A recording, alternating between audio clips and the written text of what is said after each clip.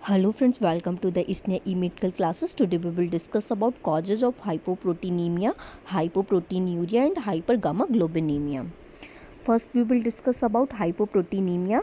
Hypoproteinemia क्या होता है? हाइपो मीन्स डिक्रीज होना, प्रोटीन मतलब प्रोटीन, ईमिया मतलब ब्लड. ब्लड में प्रोटीन का लेवल का डिक्रीज हो जाना क्या कहलाता है? Hypoproteinemia. Hypoproteinemia is a low in the concentration of protein in the blood stream. Hypoproteinemia क्या है? ब्लड में प्रोटीन का कंसंट्रेशन का डिक्रीज हो जाना क्या कहलाता है? Hypoproteinemia. Low blood protein is not a specific disease. Low blood protein जो हो रहा है अगर हमारी बॉडी के अंदर, तो ये कोई स्पेसिफिक डिजीज़ नहीं होता है. मतलब इसको हम डिजीज़ के जैसे या डिसऑर्डर के जैसे आइडेंटिफाई या फिर हम ये नहीं कह सकते हाइपोप्रोटीनीमिया एक डिजीज़ है और कंडीशन इन इटसेल्फ, या फिर कोई ऐसी कंडीशन है जो बहुत बड़ी डिजीज़ है. But it might indicate you have a disease. But ये जो सिम्टम है ये इंडिकेट करता है कि पर्सन जो है उसके अंदर डिजीज़ होने का चांसेस हो सकता है या फिर उसके अंदर जो है वो डिजीज़ प्रेजेंट है. Normal range is 6.0 to 8.3 grams पर डेसीलीटर. जो प्रोटीन का लेवल जो होता है हमारी बॉडी में वो कितना होता है? 6.0 to 8.3 ग्राम्स पर डेसीलीटर होता है. अगर हम लीटर्स की बात करें तो वो कितना होता है? 60 to 83 ग्राम पर लीटर्स में होता है. Next one, causes of hypoproteinemia. अब हाइपोप्रोटीनीमिया के कॉजेज़ क्या क्या हो सकते हैं?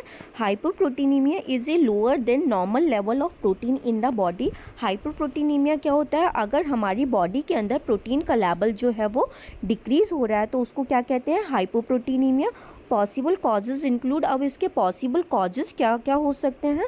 फर्स्ट वन क्या है? Coeliac disease. अगर कोई पर्सन जो है वो सीलियक डिजीज़ से सफ़र कर रहा है तो उसमें भी हाइपोप्रोटीनीमिया होने के चांसेस हैं. सीलियक डिजीज़ अब होती क्या है?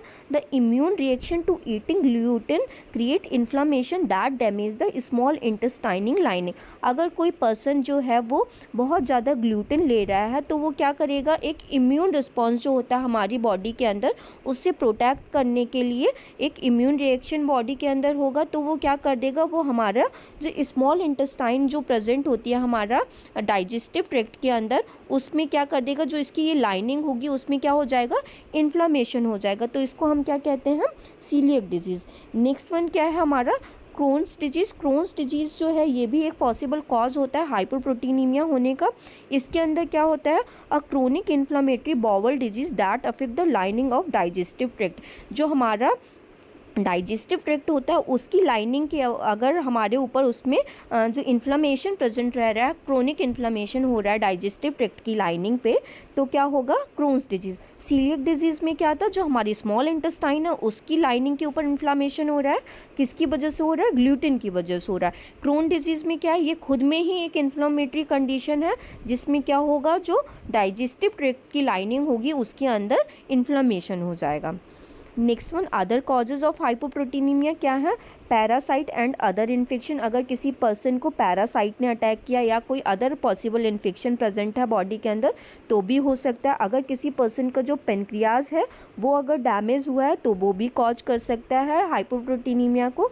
या फिर कोई स्मॉल इंटेस्टाइन या फिर लार्ज इंटेस्टाइन के अंदर डिफेक्ट है तो वो भी कॉज हो सकता है. Next one, surgery including weight loss surgery और procedure that remove part of your intestine. अगर किसी पर्सन की वो सर्जरी हुई है जिसमें उसका बहुत ज़्यादा वेट लॉस हुआ है या फिर किसी पर्सन की सर्जरी हुई है जिसमें कोई पार्ट जो है वो रिमूव हुआ है इंटेस्टाइन का, तो वो भी कॉज हो सकता है हाइपोप्रोटीनीमिया करने का. Next one, protein urea. Protein urea क्या होता है? प्रोटीन मतलब प्रोटीन, यूरिया मतलब यूरिन. ठीक है, प्रोटीन इन यूरिन क्या कहलाता है हमारा? Proteinuria. Proteinuria is the presence of abnormal quantity of protein in the urine. Proteinuria में क्या हो रहा है? एबनॉर्मल क्वांटिटी जो यूरिन में प्रेजेंट रह रही है किसकी? प्रोटीन की. विच में indicate damage to the kidney. ये हमें क्या इंडिकेट करती है? कि हमारी किडनी को किसी तरीके का डैमेज जो है वो हो सकता है. Next one, causes of protein urea. अब हमारे प्रोटीन यूरिया हैं उसके कॉजेज़ क्या हो सकते हैं? अगर कोई पर्सन जो है क्रोनिक किडनी डिजीज़ से सफ़र कर रहा है तो उसमें भी चांसेस हो सकते हैं प्रोटीन यूरिया होने के. Diabetic nephropathy. डायबिटिक नेफ्रोपैथी क्या होती है? ये एक किडनी डिजीज़ होती है. Poorly control diabetes can cause damage to blood vessel. Cluster in your kidney that filter waste from your blood. इसमें क्या होता है, अगर किसी पर्सन को किडनी डिजीज़ प्रेजेंट है और उसको अनकंट्रोलेबल डायबिटीज़ प्रेजेंट है, तो वो क्या करेगा, हमारे जो किडनी होगा उसकी ब्लड वेसल्स जो है उसको वो डैमेज कर देगा, जिसकी वजह से क्या होंगे, ब्लड वेसल्स का जो है वो क्लस्टर जमा हो जाएगा, जिसकी वजह से क्या करेगा, जो किडनी होगी वो सही तरीके से ब्लड को फिल्टर नहीं कर पाएंगे, जिससे यूरिन जो होगा वो सही तरीके से पास नहीं हो पाएगा, जिसकी वजह से क्या हो जाती है, diabetic nephropathy. Next one, focal segmental glomerular sclerosis जो है ये भी एक पॉसिबल कॉज हो सकता है प्रोटीनयूरिया होने का। इसमें क्या होता है, disease in which scar tissue develop on the glomeruli, जो हमारे किडनी के अंदर ग्लोमेरुलाई प्रेजेंट रहते हैं उनका क्या हो जाता है, उनके ऊपर स्कार डेवलप हो जाते हैं, मतलब स्क्लेरोसिस डेवलप हो जाता है। स्कार अगर हो रहे हैं किसी के ऊपर तो क्या कहते हैं, उसको स्क्लेरोसिस होना कहते हैं। The small part of the kidney that filter waste from the blood, ये क्या होते हैं, ग्लोमेरुलाई जो होते हैं ये स्मॉल पार्ट होते हैं किडनी के, जो हमारा ब्लड को फिल्टर कर रहे होते हैं, वो स्मॉल पार्ट पे क्या हो जाएगा, स्कार टिश्यूज़ जो होंगे वो डेवलप हो जाएंगे, जिसकी वजह से प्रोटीनयूरिया हो सकता है।